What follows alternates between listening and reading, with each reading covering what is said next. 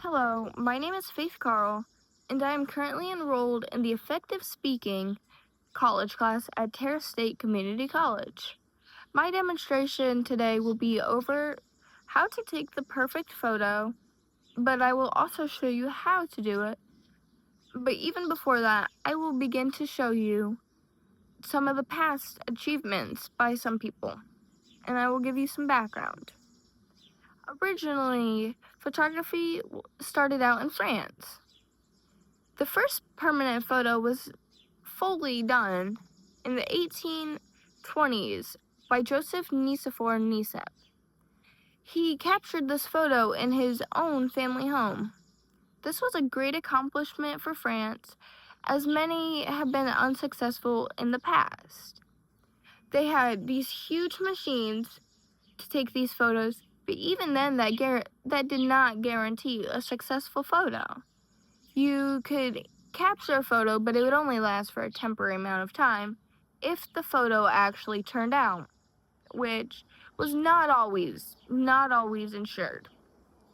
But Joseph has marked a great time period for us, as now we use photography daily. Most of us will use our phone cameras or even professional cameras to look back and preserve some of our memories. We will use our phones for selfies and just daily photos. You may capture a picture of the sunrise or sunset, or even a photo of an animal. There are other circumstances where you may use a camera, a professional one, for senior photos, wedding photos, and maternity photos.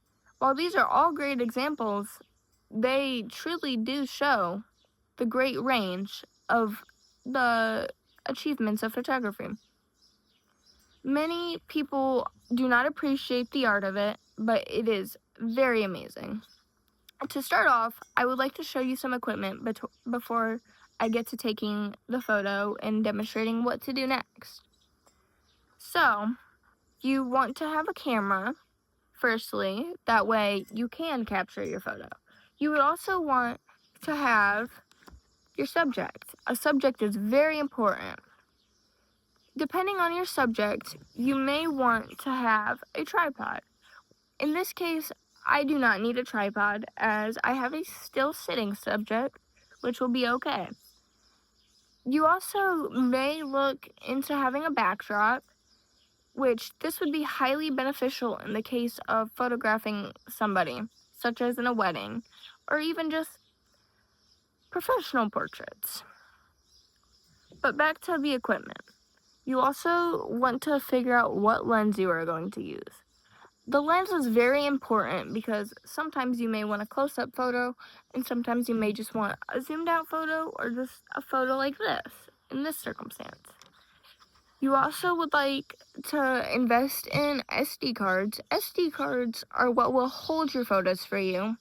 That way, if you want to transport them to a computer or even just upload them somewhere to print them out, it is beneficial to have something as portable as this.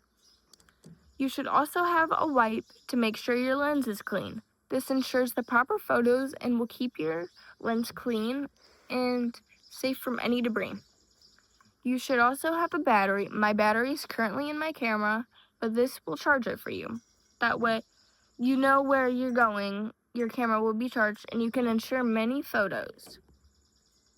So, the steps of taking this photo will vary depending on what you are doing. If you have a tripod, you would want to set that up now, and you would find where your subject is going to be. You want to make sure it is close enough that you don't have to zoom in, but you would also want to make sure it's far away enough that if you zoom in, it will not mess anything up. You also want to stabilize these photos, which would be very good. Stabilization is very highly recommended. To begin, you want to find your setting on the camera, which you cannot see very well, but I have set it up to a close-up photo because my plant here is very small, but is very detailed.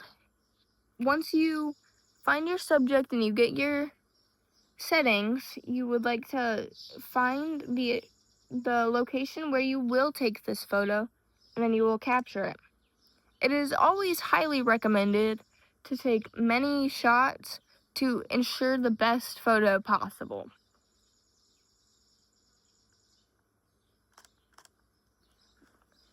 My third photo turned out best as it is not blurry at all. You can see the crispy details, and it's just an overall good photo altogether. So, I would like to end this speech off by saying that photography is a great hobby to get into for many. It will preserve your memories for a long period of time. It doesn't matter if it's just a camera photo or even just a phone photo. Photography is a great experience to try out, and you will learn so many new things. You will even find a new passion even. It is wonderful, and the history behind it is so astonishing. I highly recommend exploring and just learning further. I hope this speech was good for you today, and I hope I have encouraged you to try out a new hobby. Thank you so much for your time, and I hope you have a great rest of your day.